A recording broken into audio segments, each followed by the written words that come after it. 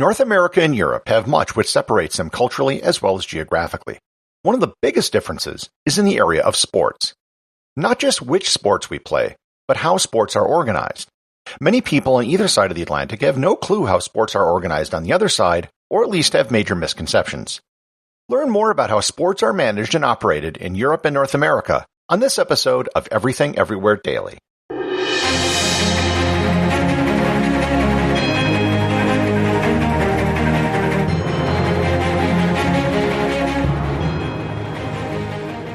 This episode is brought to you by the Travel Photography Academy. Have you ever been on a trip and wondered why your photos don't turn out like the images you see in travel magazines? If you're going to spend thousands of dollars on a trip and hundreds to thousands of dollars on a camera, you owe it to yourself to get the highest quality images from your trip. That's why I created the Travel Photography Academy.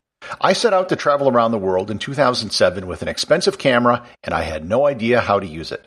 As I traveled around the world, I taught myself the art of travel photography, eventually mastering it to a point where I was named Travel Photographer of the Year 3 times in North America. The Travel Photography Academy is an online course that teaches you everything you need to know to master your camera and to take better photos on your next trip. To improve your photography and to get better images on your next trip, visit travelphotographyacademy.com or click in the link in the show notes.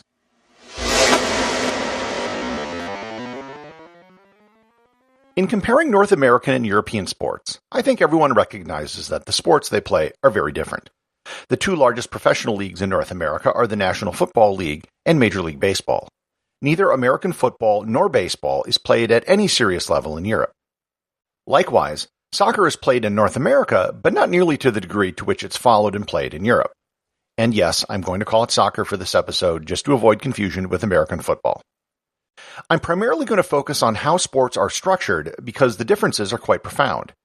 I don't think either system of sports is better. I think each system has serious benefits and drawbacks. As an American, I can look at the European sports and see things I wish we did, and likewise, I can see things that I'm glad we don't do. The first thing we need to clear up is the use of certain words, in particular, the terms club and league. There are subtle distinctions between a club in Europe and a club in America. A team like the New York Yankees or the Dallas Cowboys is often called a club, but in reality, they're a franchise. They are a company that is part of a larger organization, and they own a membership stake in that organization. The number of franchises is set by the teams and can only be added or removed by a vote of all the teams. Occasionally, a league will expand, and when it does, a new team will be added to the league. These teams are brand new teams that never existed before and were started from scratch. They have no history or traditions.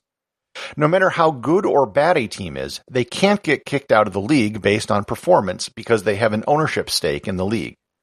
In Europe, a club has a very different meaning.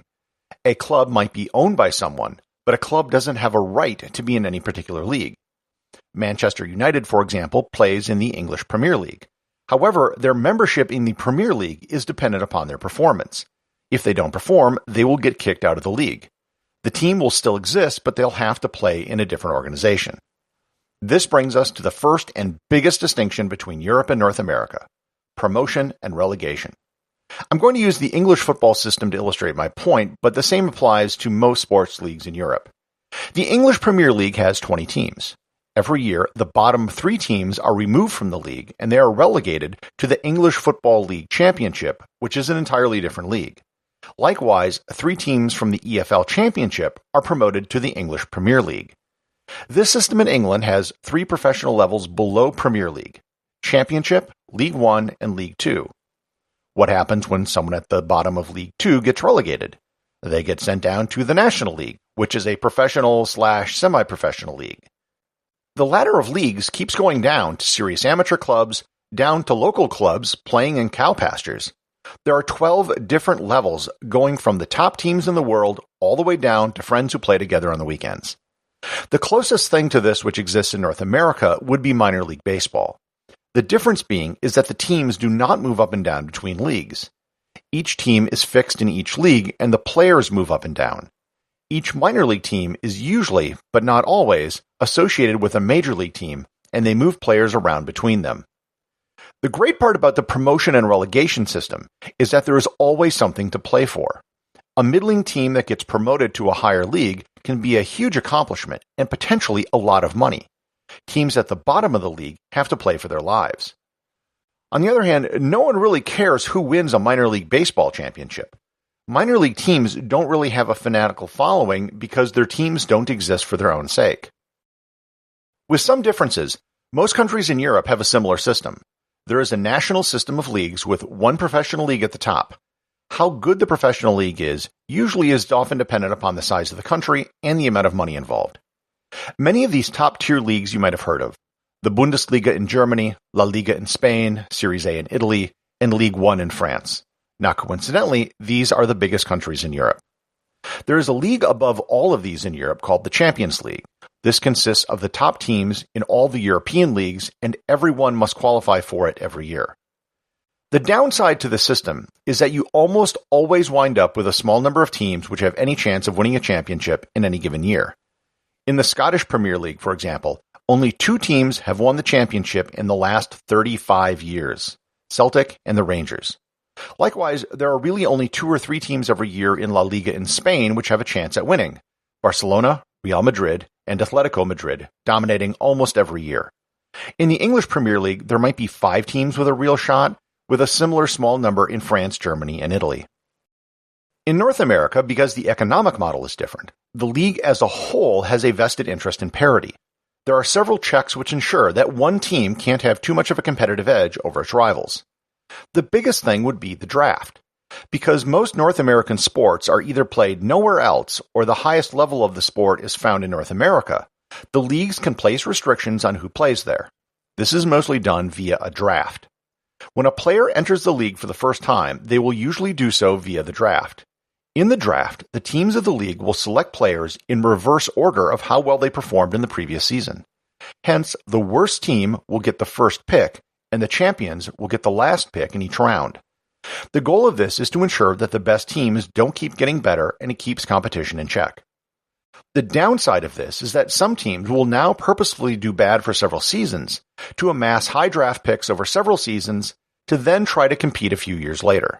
This was done with great success by the Houston Astros, who went from being absolutely horrible to winning the World Series. The other mechanism which keeps teams in check is the salary cap. North American leagues all have some sort of soft or hard salary cap which limits the amount which teams can spend on players.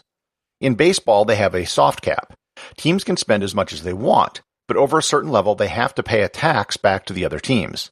In the NFL, it's a very hard cap, which puts a limit on the total team payroll. The result of this is you have much more parity in North American sports. In any given year, about half the teams have some sort of reasonable chance of winning. In the last 6 years, 6 different Major League Baseball teams have won a championship.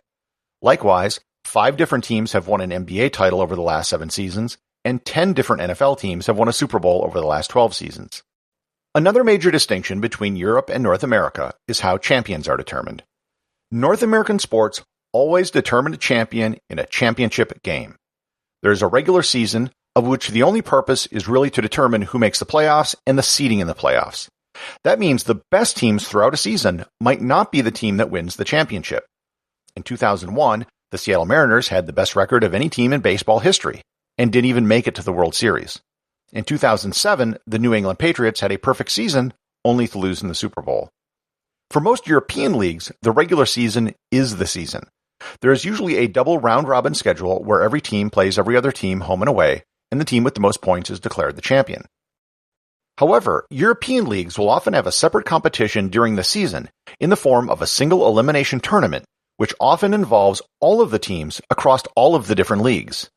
These tournaments not only allow smaller teams a chance for greatness every year, but it adds more trophies a team can win each season. The Football Association Cup in England has hundreds of teams from level 10 all the way up to the Premier League, which compete every year. Granted, it's almost always a Premier League team which wins, but everyone is still part of the event.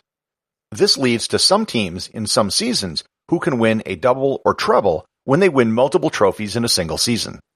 A tournament like this has been proposed for both baseball and basketball, but nothing has come of it yet. Before I end, I should make special note of Major League Soccer, a popular European sport, but in a North American league. 4 of the 5 largest sports leagues in terms of revenue are in North America, with only the English Premier League edging out the National Hockey League. Surprisingly, the MLS is now the 7th biggest professional soccer league in the world, behind England, Germany, Italy, Spain, France, and Brazil. However, unlike the other soccer leagues, it does not have a system of relegation and promotion, nor do they have any desire to do so. Recent expansion franchises spent over $100 million to buy into the MLS and don't want to get relegated to another league after that investment. However, unlike other North American teams, the MLS doesn't have a global monopoly on talent. They do have a draft for American and Canadian talent, but it doesn't mean much because those players can just go sign anywhere in the world if they want. In 10 years, the landscape could change dramatically if the MLS can get a major TV deal. If they can even reach the same level as the National Hockey League, they would be larger than every other major soccer league in the world outside of the Premier League. Right now, the MLS is where good old players who played in Europe go to make money the last few years of their career. But it could soon be where top players go in the prime of their career. Because the US and Canada don't have so many lower-level soccer teams to divide fan loyalty and money, you could see the MLS becoming a major player in world club soccer in the not-too-distant future. Executive producer of Everything Everywhere Daily is James Makkyla. Today's interview comes from Turisto Terry, who writes, "Just the kind of concise, engaging podcast we can use for deeper knowledge and appreciation for the way the world is put together and to be more interesting conversationalists. Thanks, Gary." Well, thank you, Turisto Terry, and thank all of you who leave your reviews over on Apple Podcasts because it really, really does help, and to all of you who are supporting the show over on Patreon.